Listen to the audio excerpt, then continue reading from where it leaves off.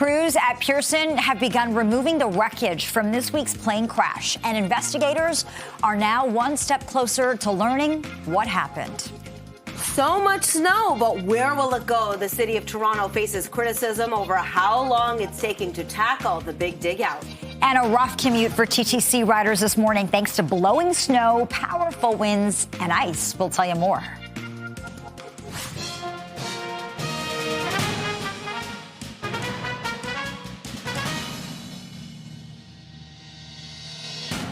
Hello, I'm Arda Zakarian. And I'm Lena Latifat. Thank you for joining us and welcome to Live at 5.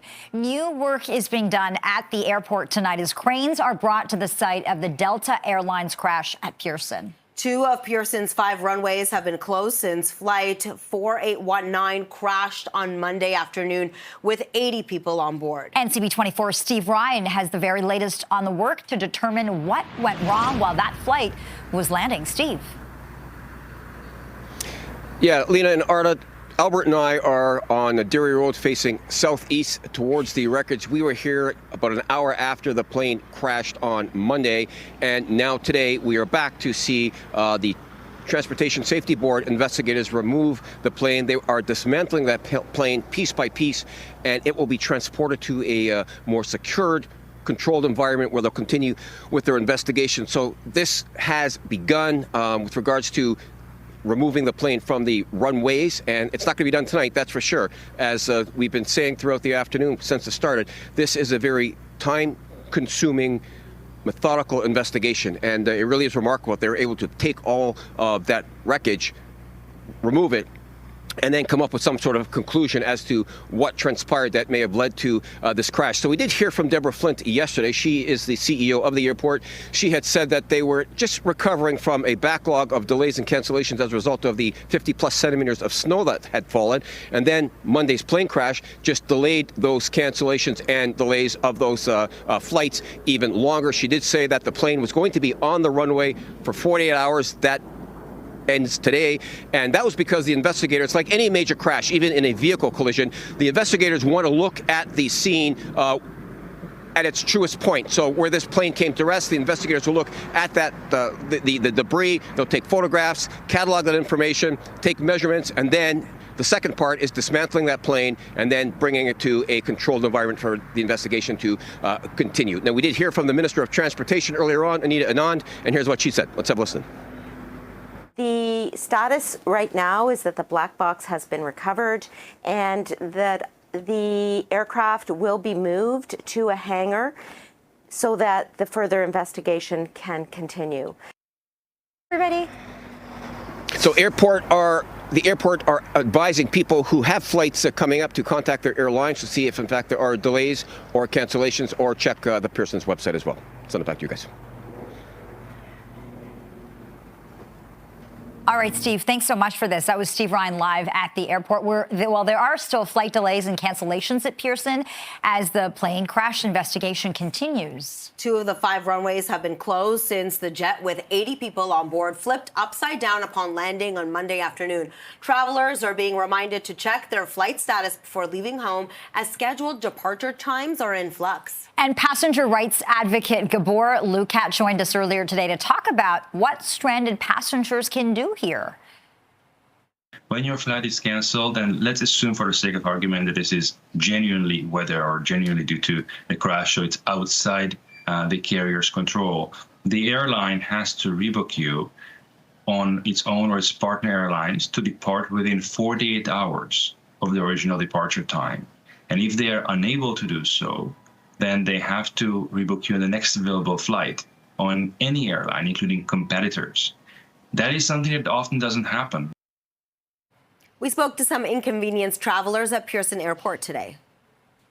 The flight was delayed five hours, about 4.5 hours, which is understandable. Lots going on, weather and everything. And then we missed our flight, and then the nightmare started. Delay, rebook, go to this gate, nope, go to that gate, oh, it's delayed, nope, go to that gate. I think we had, if we looked in our email, we probably could find 5 to 7, this gate, that gate, this gate, that gate, delay half an hour every time. We were supposed to arrive here on Sunday from Roatan, Honduras, but due to the winter storm, they delayed that for 2 days. So we were stuck trying to find VRBO accommodations, which was another 2 days of costs. Then we got to Honduras, and then 2 days of meals in Honduras and 2 days of a lot of stuff. You're on the hook for all that? I'm on the hook for all that because they said it's like an act of God or something like that. They won't reimburse us, unfortunately. And some passengers have already started the process of possible legal action over that plane crash at Pearson. An aviation litigation group tells CTV News that his firm is representing a Canadian husband and wife who were both injured. The firm's Vincent Genova says both sustained bruising and soft tissue injuries, and one of them has since returned to hospital due to ongoing headaches that they have had since the crash. Genova says that his firm also heard from U.S. lawyers who are representing 3 American passengers and expects more passengers to join in potential litigation. We'll have to see where this goes. For now, it's 5:06, -7 out there. Let's get a check on your evening commute. Adjoa and Bois has a closer look at that. Hey, Adj. Hey, Alina. Yeah, it's been quite the busy go. Some flurries coming down in areas, and we have quite a few problems sprinkled across several different routes. So we'll start with these issues that are impacting the drive on the Don Valley Parkway southbound, just south of Bayview Bloor. It's a hazard of some sort. It's just in front of these police cruisers. Haven't spotted it yet, but it is the right lane that is blocked, obviously, with the emergency crews, and the delays extend from the 401. Then if you're traveling towards the Gardner, this is on the eastbound lanes of the Gardner, just past the 427, stalled GO bus with passengers on board. That is a word from Toronto Transportation. And it is the left lane that is blocked. It looks like they're just waiting on another GO bus to come on scene and remove these vehicles. The travels take you towards the northbound lanes of the 427. On the approach to the 401 in the Express, left lane and shoulder blocked. That is following a stall. And you know what? The snow removal continues on a lot of the major area highways. Here's an area where it's really impacting your drive. So this is the 401 westbound in the collectors through Kennedy. You'll find the right lane and shoulder blocked as crews continue to clean up all that snow that dumped on us this past weekend. I'll send it back to you both. This CP24 traffic report is brought to you by 407 ETR. Enjoy the journey with a stress-free commute. Turning to some other stories we're following, a woman has died more than a month after being struck by a vehicle in a hit-and-run in Mississauga. This woman in her 20s was crossing at Bristol Road and Loon Lake Avenue when she was hit just around midnight on January the 14th. Home security footage shows that the victim in the middle of the road when she was struck by a vehicle that sped through a red light. The woman was rushed to hospital with critical injuries, and Peel police now say she has died. And Peel police have recovered the vehicle involved in that collision, but the person who was driving at the time has not been identified. Police say the black 2018 Honda CR-V had parts replaced and repairs completed. Anybody with information is asked to come forward. A driver was arrested following a crash in Etobicoke early this morning. Officers were called to the area of Islington and Rathburn just after 2 a.m. A car had struck a hydro pole and knocked live wires onto the roadway. Police say a woman in her 20s was taken into custody for impaired driving. That intersection was closed for a number of hours while crews made repairs, but we can tell you the lanes have since reopened. Cleanup from last week's major snowstorm entered a new phase today. City crews are using dump trucks to transport snow to designated storage sites. This is a major operation. It's expected to take up to 3 weeks to complete, and there have been questions about that timeline. A number of city councillors are frustrated at the pace of snow removal in our city. Brad Bradford joined us with more on why he thinks the process is taking so long. Snow can be unpredictable, but this was in the forecast. And let me remind you that Super Bowl Sunday, a week and a half ago, we got the first sort of hit of snow. And then it came again midweek on Wednesday and Thursday, and we got whacked with a lot of snow. The city had an opportunity to get organized and start snow removal on the Friday. That did not happen. We got hit again over the weekend. And so now you're dealing with a series of snow events that have taken place over the course of a week and a half. And it's only today that the city is starting to do the snow removal. Mayor Olivia Chow was asked today about the criticism that the city's snow removal efforts have been too slow. Hundreds of city staff have been working 24/7. They've been working quickly to clear snow, and most roads are now clear. If there's any that is not, please call 311. I do want to say to the drivers that are blocking the snow route, and I saw a few of them, so that the streetcars cannot get through because of one car or two cars blocking. Please move your car so that our city staff can come in and remove the snow.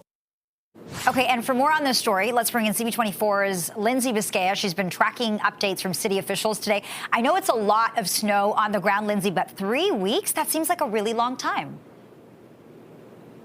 Yeah, and city officials are saying that it might take a little less than 3 weeks if it warms up as it's expected to next week. But at this time, given the fact that there's very little sunlight, very cold temperatures this week, that snow is not moving or melting at all. And so city officials are saying that's how long it is going to take in the city of Toronto to move all this snow. They're going to do it on a kind of first priority basis. So think main streets, transit routes, emergency ways, hospitals, and then move on to everything else. But when you think about it, this is causing a lot of disruptions in downtown city streets. All those snowbanks getting in the way of sidewalks, of bike lanes, of streetcar routes as well. And so there is pressure on the city to probably move as fast as they can and maybe get this all done faster than 3 weeks' time, although city officials saying don't expect that to happen at this point. Budget for 3 weeks, and they're going to start soon. And we did hear that update from city officials today because obviously that snow removal started this morning. So here's more on what they had to say. I think we are well prepared for this kind of event with the frequency that we get it. And I also think that, you know, as we mentioned, we've been traveling around the city pretty frequently to check out the conditions. While the streets certainly have snow and the sidewalks certainly have snow, access is possible throughout the city. We are really just a couple days beyond a pretty significant storm. And so I think the conditions will continue to improve, and it's pretty localized, right? So if you're driving around, if you're an emergency vehicle, the streets are clear. If you're walking to transit, we've tried to really emphasize clearing the transit stops, I think even better than in 2022 to The last time we removed snow, which was 2022, we removed 180,000 tons. So while we appreciate the consideration of looking at other municipalities, one has to scale their operations based on the weather, based on the infrastructure. And here at the City of Toronto, we've done that. So you also heard from Mayor Olivia Chow earlier urging people to make sure that their cars, vehicles are not in the way of snowplows trying to clear away this snow. Keep an eye out if you do live downtown Toronto or if you park downtown Toronto for those temporary snow removal signs. They'll be going up in snowbanks when city crews are about to move out that snow. That means you need to move your vehicle so they can move that snow out. If you don't, Lena and Arda, you'll be looking at fines of up to $200 or your car being towed. Back to you. Okay. Good message there. Lindsay, thanks so much for this. It's 5:13, -7. You're watching Live at 5. Coming up, the Prime Minister announcing today high-speed rail is coming to Canada and will run between Toronto and Quebec City. Stay with us. Welcome back. The federal government has announced the next phase of its plan for a high-speed rail network between Quebec City and Toronto, which is billed as Canada's largest ever infrastructure project. The planned rail network is to be 100% electric and reach speeds of up to 300 kilometers an hour. Prime Minister Justin Trudeau says $3.9 billion will be spent over 6 years to iron out specifics before the construction. It'll turbocharge our entire economy, create tens of thousands of good-paying jobs, and open new opportunities for Canadian businesses at every link of our supply chain. Just think about the 4,000 kilometers of steel rail that we're going to need to lay. That's steel, aluminum, copper, resources we have that we can use here in Canada. And there will be stations in Toronto, Peterborough, Ottawa, Montreal, Laval, Trois-Rivières, and Quebec City. Transport Minister Anita Anand is also touting the economic benefits of the rail network. She says that the high-speed train will be a game changer for the economy. The government. This project is going to add 51,000 jobs to the Canadian economy. This project is going to enable people to get to work faster. We're going to be cutting travel times in half. between Toronto and Montreal, for example. And this is going to increase productivity as a result. And as I said, the contributions to our GDP, once this project is complete, are going to be massive. The government has selected a consortium of companies to co-design, build, finance, operate, and maintain this rail mega project. A CN train derailment near Montreal is impacting Via Rail service on the Quebec-Windsor corridor, which includes Toronto. Several Via trains along the route were canceled yesterday and once again today. Via says some of the trains that are running are delayed between 15 to 45 minutes. 5:17 minus 7. This is Live at 5. Ontario residents head to the polls in 8 days. Coming up after the break, we'll take a closer look at the latest polls on the provincial election campaign. Stay with us. The latest now from the Ontario election campaign. The Daily Nanos research poll for CTV News shows the Ontario Liberals gaining support, but still well behind the Progressive Conservatives. The PCs are down by just over half a point to 45.8% support. The Liberals are up by nearly 3% to 29.7%. The Ontario New Democrats are down 2% to just under 16% support, while the Green Party is flat at 6.7%. And when it comes to who voters prefer as premier, 41.2% of those polled chose Doug Ford. 24.4% picked Bonnie Crombie. 13.9% said Mart Stiles was their preferred leader, and 7.5% chose Mike Schreiner. Nearly 5% of those surveyed chose none of the options, and 7.4% said they just didn't know, they were unsure. Taking a look at the campaign trail, PC leader Doug Ford's campaign has not released a schedule for today, and NDP leader Mart Stiles has had several media interviews, but no public events scheduled. And Bonnie Crombie was in the Ottawa area this morning with just over a week to go until Election Day now. She was asked when her party will release its costed platform. We are working on it. Of course, this was a snap election, and we have released much of our policy ahead of time anyways. We had been releasing it, and most of which I've talked about having come from government waste that exists today, like the $3 billion that will go into our healthcare plan, which is our #1 program. That will come from the otherwise $3 billion that was spent from checks, $2 billion at the Ontario Place Spa, $2 billion to bring beer and wine to the corner stores 1 year early. Honestly, there's another $4 billion that I'm going to put into a tax cut. Ontario Green Party leader Mike Schreiner was in Georgetown today, where he unveiled a plan to support small businesses that includes measures to help more set up shop in residential neighborhoods. Our plan will remove the zoning restrictions that prevent small businesses like little general stores or cafes from opening in residential neighborhoods. And it just adds so much more livability and viability to those neighborhoods when you can go grab a cup of coffee or maybe buy a little something that you need around the house. Voters will have the chance to cast their ballots in advance polls starting tomorrow. Advance voting will be held through Saturday. Polling stations will be open from 10 in the morning until 8 o'clock at night. There would usually be 10 days of advance voting, but that was shortened to 3 this time because the election was called early. Election Day is next week, February 27th. A transit advocacy group wants answers as to why the Eglinton Crosstown and Finch West LRTs aren't operating and what provincial parties' plans are for transit. CP24's Beatrice Faisman joins us with more from Yonge and Eglinton here. Beatrice, what's happening where you are tonight?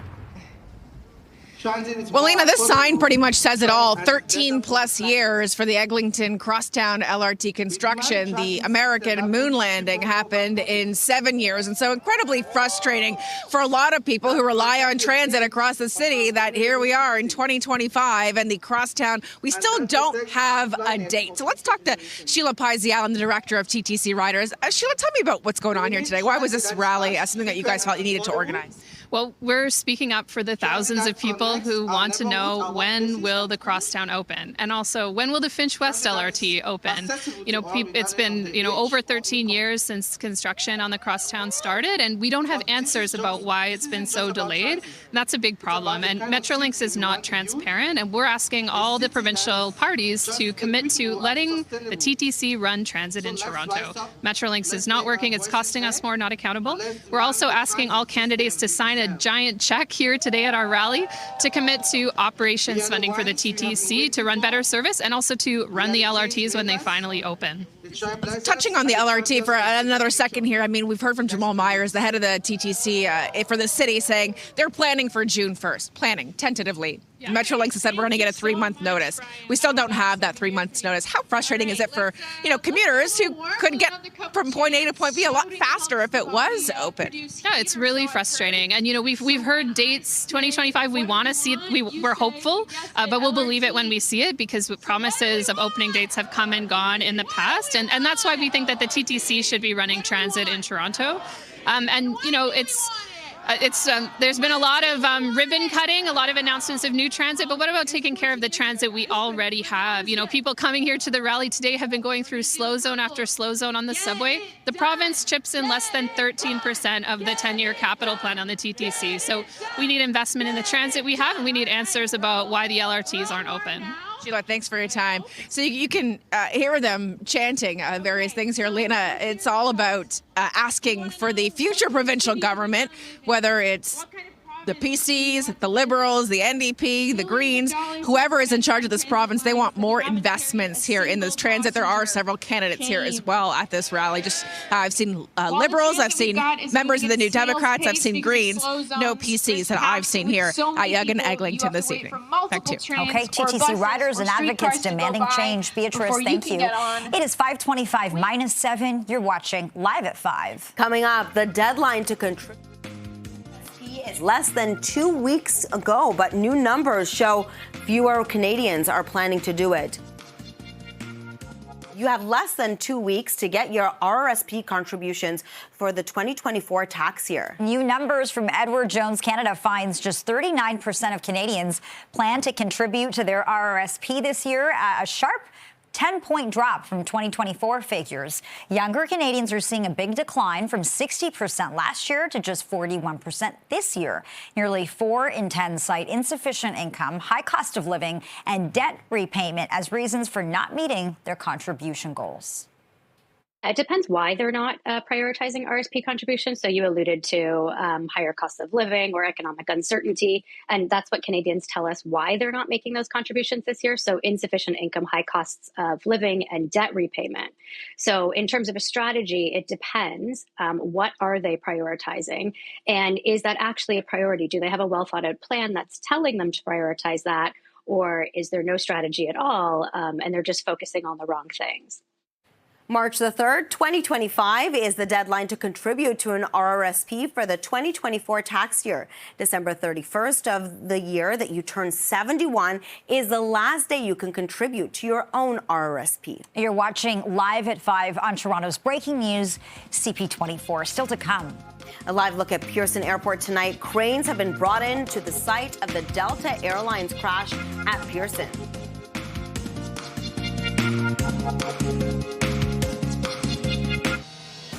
Crews at Pearson have begun removing the wreckage from this week's plane crash. Investigators are now one step closer to learning what happened.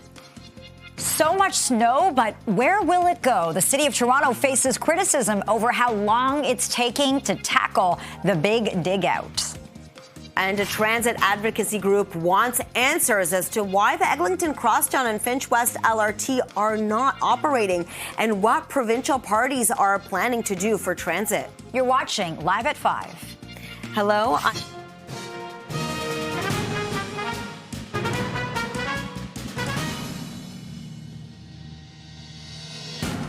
Good evening, and thank you for joining us. I'm Lena Latifat. And I'm Arda Zakarian. Welcome to Live at 5. New work is being done at the airport tonight as cranes are brought to the site of the Delta Airlines crash at Pearson. 2 of Pearson's 5 runways have been closed since Flight 4819 crashed on Monday afternoon with 80 people on board. CP24 Steve Ryan has the latest on the work to determine what went wrong while the flight was landing. Steve, what do we know? Well, we know that the Transportation Safety Board is now dismantling the plane at its final resting point, where it came to rest, after Monday's crash. That plane will then be transported to a controlled environment where they will continue their meticulous investigation. You are looking now at the work that's being done to dismantle that plane. Albert and I are on Derry Road. We are here Monday just after the plane crashed. Now, this is as close as we could get. We're looking in a southeast direction. So we heard from Deborah Flint yesterday. She's the CEO of the airport. She had said that the delays and cancellations had begun as a result of the snowstorms, the 50-plus inches of snow that centimeters of snow that we got. And she said this crash just pushed those delays back even further and added to those cancellations and delays, so that people are still experiencing flight cancellations and flight delays as a result. She said yesterday that this plane would be removed, or started to be removed as of today, and this is what's going on right now. The investigators were on site, on scene yesterday, and they went to the crash scene, and like any major investigation, whether it's a collision investigation, a plane investigation, the investigators want to go to where the final resting point of that vehicle or plane has or was. Debris, measure where the debris is, catalog, collect all that evidence, measurements as well, and then take it to an off-site where they can go through it meticulously and take as much time as they need to learn what may have contributed to this plane crash. So that's where we are at right now. It's a huge job that's being done, and it's starting today, and we'll see how long it does take for the investigators to get this entire plane dismantled in pieces and then brought to a different location for further investigation. We heard from Minister Anand earlier on today. Here's some of her comments. Let's have a listen. Involvement of myself is actually none at all. This is a process that is being undertaken by experts and officials, and we're thankful to our American counterparts for lending their support as well to the investigation with our officials here in Canada. And when there are answers, they will be announced by the officials undertaking this investigation. Now, speaking of counterparts, the American investigators are here as well. They are working with the Transportation Safety Board, and they will help with this investigation as it goes forward. I'll send it back to the desk. Thank you so much for this, Steve.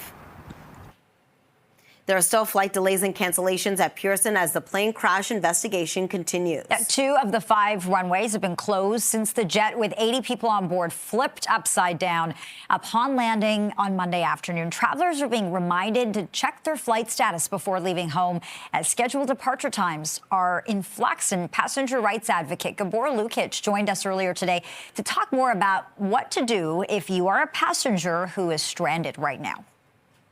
Under the law in Canada, if you're traveling within Canada and you're covered only by their passenger protection regulations, your accommodation and meals would not be covered if we are talking about a cancellation that is outside the carrier's control. On the other hand, if there are flights on competitors and your airline just refuses or fails to rebook you on competitors out of convenience, then it would no longer be outside the carrier's control, so you may be able to claim meals and accommodation as well. But the root of the problem is that Canada has not adopted the European Union's gold standard of passenger protection. In Europe, if this had happened there, then regardless of the reasons for the cancellation, at the bare minimum, all passengers would be receiving meals and accommodation. We spoke to some inconvenienced travelers at Pearson Airport today. The flight was delayed five hours, about 4.5 hours, which is understandable. Lots going on, weather and everything. And then we missed our flight, and then the nightmare started. Delay, rebook, go to this gate, nope, go to that gate, oh, it's delayed, nope, go to that gate. I think we had, if we looked in our email, we probably could find 5 to 7, this gate, that gate, this gate, that gate, delay half an hour every time. When we got here on today, then we were supposed to be scheduled from Toronto to Edmonton at a 7:40 flight, but they canceled that on me at 1 a.m., saying that because the Delta investigation that they had to close 2 runways down, so Now we have to find a hotel, and we have to get meals, and we have to actually, we're supposed to pick up our dog today at 3 o'clock, but now we have to extend that, and then our neighbors are looking after our cats. And some passengers have already started the process of possible legal action over the Delta Airlines crash. An aviation litigation group tells CTV News that his firm is representing a Canadian husband and wife who were both injured. The firm's Vincent Genova says both sustained bruising and soft tissue injuries, and one of them has since returned to the hospital due to ongoing headaches that they have had since the crash. Genova says that his firm has also heard from U.S. lawyers who are representing 3 American passengers and expects more passengers to join in potential litigation. Okay, let's get a check on the roads now. It's 5:37 -7. Adjoa and C.A. Abois keeping a close eye on that evening commute. How's it looking, Adj? Still really busy, Lena, and still watching this problem involving a GO bus impacting your commute on the eastbound lanes of the Gardiner past the 427 QEW. It is the left lane and shoulder that is blocked. At last check, there were passengers on this GO bus, so I think they're still waiting on another bus to transport these passengers. That hasn't happened yet, but there's definitely a delay as you approach the situation. Elsewhere, if your travels take you to the Don Valley Parkway southbound, still have this hazard southbound on the DVP, south of Bayview Bloor. It is the right lane that remains occupied, so that's slowing down the drive on the southbound side. Northbound, typically slow, very jammed off the Gardiner all the way up towards the 401. And some good news about the 401. We had a couple of problems come and go, but it's still a busy drive as you navigate across the top of the city. On city streets, a collision blocking lanes, brand new on St. Clair, right at Kennedy. I'll send it back to you. Thank you, Adjoa. A woman has died more than a month after being struck by a vehicle in a hit-and-run in Mississauga. The woman in her 20s was crossing at Bristol Road and Loon Lake Avenue when she was hit just around midnight on January the 14th. Home security footage showed the victim in the middle of the road when she was struck by a vehicle that sped through a red light. The woman was rushed to hospital with critical injuries, and police say she has since died. And Peel police have recovered the vehicle involved in that collision, but the person who was driving at the time has not been identified. Police say the black 2018 Honda CR-V had parts replaced and repairs completed. Anybody with information is asked to get in touch. A driver was arrested following a crash in Etobicoke early this morning. Officers were called to the area of Islington and Rathburn just after 2 a.m. A car had struck a hydro pole and knocked live wires onto the roadway. Police say a woman in her 20s was taken into custody for impaired driving. The intersection was closed while crews made repairs, but lanes have since reopened. A transit advocacy group wants answers as to why the Eglinton Crosstown and Finch West LRTs aren't operating and what provincial parties are planning to do for transit. CP24's Beatrice Spaceman has more on a passionate demonstration taking place this hour in the Yonge and Eglinton area. Beatrice. Lena, Arda, several dozen people here for this demonstration, including Jason McDonald, the chair of the York-Eglinton BIA. Jason, you talked about the concerns of the community members along that stretch of Eglinton. We've seen business after business close down as we watch the construction take years and years. How bad has it been? Oh, words can't put into measure how bad it's been. You know what I mean? We've lost over 256 small businesses. I think that was around 2022, 23, that stat came out. More has been closed, and more will close. You know what I mean? We need this LRT to open up as soon as possible. That's what I'm here supporting with the TTC riders. Hopefully, you know, we heard good news that from Mr. Ford, I guess, and Ms. Chow that this is going to be opening up this year. So keep your fingers crossed. But we've heard that before. We heard that in 2015. We heard that in 2018, in 2020. So hopefully this time they get it right. You know, it's been a lot of years now. It's been 15 years. Let me correct you, 15 years, depending on which part of Eglinton you are located. Construction was a huge concern for years and years and years. Remember, there was nowhere to park. People just weren't coming to those businesses because they couldn't find a way to patronize them. They didn't even know they were open. Has it improved? Have people started to come back? Or are you hoping the LRT will be the start of that? Well, we kept the festival last year, the Little Jamaica Festival, and stats show that some people have come back. However, it's really low. Remember, we're coming from minus. So we're trying to get it back to the vibrant community that the world knows Little Jamaica to be. But right now, we're still behind. We still need help. You know what I mean? That's why I'm out here trying to get the TTC riders as future customers, future consumers to the Little Jamaica, York Eglinton BIA community. You know what I mean? We need help. It's not a secret. The impact of the impact that we face with the LRT has been really detrimental. It's been really harmful. The impact has really crippled many businesses. Remember, there's a lot of mom and pop shops on Eglinton that depends on the actual walk foot, the walk-ins. That traffic has been totally eliminated. Hopefully, it will get back to what it used to be, but currently, no, we're still down. And and hopefully, as I said, it gets back to what it used to be. But it's still down. It's still down. Hopefully this is the year. Jason McDonald, thank you so much for your time and for your work as well advocating. Thank you very much. Thank you. Jason is one of those small business owners who is eagerly waiting for the LRT to open now, several years behind schedule, several $1 billion over budget. And so these folks here are here to be the voice of commuters in this city. Back to you guys. Beatrice, thank you so much for bringing this to us. It's now 5:43 minus 7. This is Live at 5. Coming up, the city says crews will be working around the clock to remove all that snow from priority areas, including main streets, transit routes, sidewalks. But will it be enough? A lot of critics are saying that's not the case. We'll tell you more.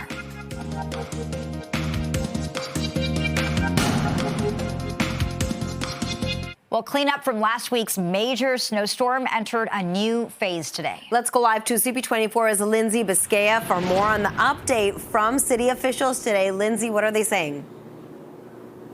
Well, city officials have said that they have officially started that cleanup process. But if you're expecting your kind of snow routes and streets around your neighborhood to be cleaned quickly, that might not happen because city officials are saying it could take up to 3 weeks to remove all the snow around city streets. Obviously, we saw a lot of snowfall over the last week, I guess. There was 3 snowstorms within the span of a week. 55 centimeters fell on the city. And so it is going to take some time to clear up all this snow. City officials saying that they're going to prioritize where they clean up first. So think like main streets, hospitals, emergency routes, transit routes, and then go from there. And you can also now request snow removal by calling 311. So the process has really gotten underway, but city officials say up to 3 weeks. So it could take less time than that, especially the forecast shows it's going to warm up a little bit next week, and that could help by melting some of the snow so that crews don't have to take it away. But you're expected to be patient and wait for crews to come around and move all that snow. As I mentioned, we heard from city officials today. Here's what they had to say. I think we are well prepared for this kind of event with the frequency that we get it. And I also think that, as we mentioned, we've been traveling around the city pretty frequently to check out the conditions. While the streets certainly have snow and the sidewalks certainly have snow, access is possible throughout the city. We are really just a couple days beyond a pretty significant storm. And so I think the conditions will continue to improve, and it's pretty localized, right? So if you're driving around, if you're an emergency vehicle, the streets are clear. If you're walking to transit, we've tried to really emphasize clearing the transit stops. I think even better than in 2022 to We'll be working on the main arterial major roads primarily overnight, and we're doing this also to minimize any traffic congestion in those areas during the daytime. Please know that we're getting this work done as quickly as possible so everyone can get around as easily as possible and safely. Now, the last time we did any type of snow removal on this same scale was January of 2022, which many of you may recall, where we also received approximately 55 centimeters. Now, since that time, we have enhanced our snow removal operations. So city officials, Lena and Arda, also saying a reminder to people, do not park in snow routes. The city has apparently already ticketed more than 2,000 vehicles that have been parking in those snow routes. That is essential to make sure that crews can get in and clear out all that snow. And to just be patient. Once again, if you are parked in a snow route, you could get a ticket or you could get towed as well with fines of up to $200. So definitely something to keep in mind. Back to you. Okay, Lindsay, thanks so much for this. Well, Mayor Olivia Chow was asked today about the criticism that the city's snow removal efforts have been too slow. It will take a long time for a city that dense for us to take the snow and bring them somewhere. and is literally, it takes a long time to remove snow. To clear the snow off the road, that is a lot faster, which the city have been doing. But literally to pick up the snow, put it in a dump truck, remove it, that is a different operation, and it does take quite a bit of time. Because there's no place where you can plow it to because the city is extremely dense, especially in the downtown area. 5:49 minus 7. This is Live at 5. Coming up, the Prime Minister announced today high-speed rail is coming to Canada, and it will run between Toronto and Quebec City. We'll tell you more.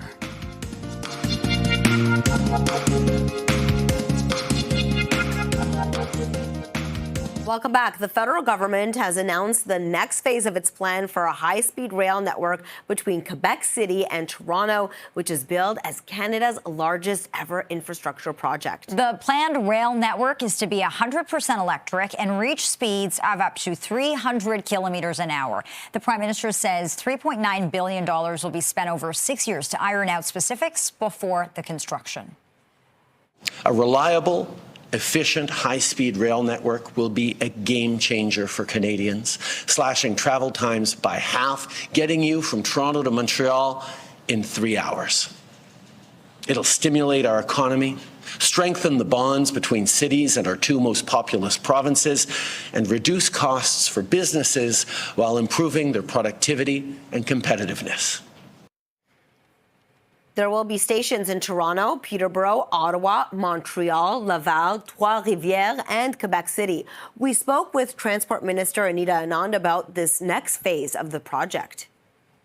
To select the design and the tracks and the station placement and do the consultations with Indigenous peoples and others to ensure that we can get to the third phase, which is the building phase. So this is a process that we've been working on. Once complete, it will add $15 billion to the Canadian economy, and we are really excited about it.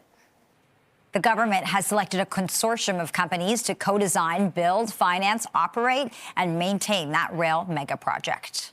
Canada's Public Safety Minister stopped by Canada Border Services today. David McGuinty got a tour of the commercial air cargo facility, including a display of many weapons and other items that have been seized at the border. He also took in a detector dog demonstration. He spoke about the efforts to shore up the borders amid an ongoing tariff threat from Donald Trump. We have invested at CBSA some $300 million of additional money for new and expanded detection capacity. Last week, folks will recall that we appointed Canada's first fentanyl czar. Kevin Brosseau, a distinguished career in law enforcement, intelligence, and security, who's helping us pull together all of the important parts to deal with the fentanyl crisis, which is a crisis for both Canada and the United States. So we recognize that we have progress to make here, and we have progress to make in partnership with our American neighbors. The crackdown at the border comes after Trump blamed Canada for an influx of fentanyl flowing into the U.S. While less than 1% of the drugs seized at the border was from Canada, officials still agreed to take steps to address the issue. 5:55 minus 7. This is Live at 5. Apple launched a new budget iPhone today. We'll take a look at it next.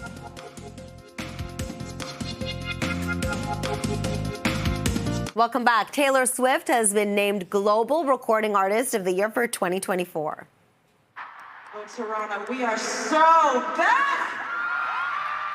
It is the 5th time Swift has won the honor from the organization that represents the recorded music industry. The prize is calculated by looking at an artist's worldwide sales in addition to their entire work. Toronto rapper Drake and K-pop group 17 came in 2nd and 3rd, respectively. Apple has quietly launched a new, less expensive iPhone today. Didn't even know Apple made those. It's called the iPhone 16e. You're looking at it now. It retails at $850, a more economical version of the iPhone 16. Some would say that's still pretty expensive, but that version, the iPhone 16, retails for $1,100. So I guess this is an improvement. The 16e includes Apple Intelligence and an action button for customizable shortcuts. It'll be available available for pre-order on Friday before its full release on February 28th. Looks smaller, too. It's now 5:59, -7. This is Toronto's breaking news, CP24. We leave you tonight with a live look at the wreckage of the crashed Delta Airlines plane on the tarmac at Pearson tonight. Cranes are now on site to help with removal.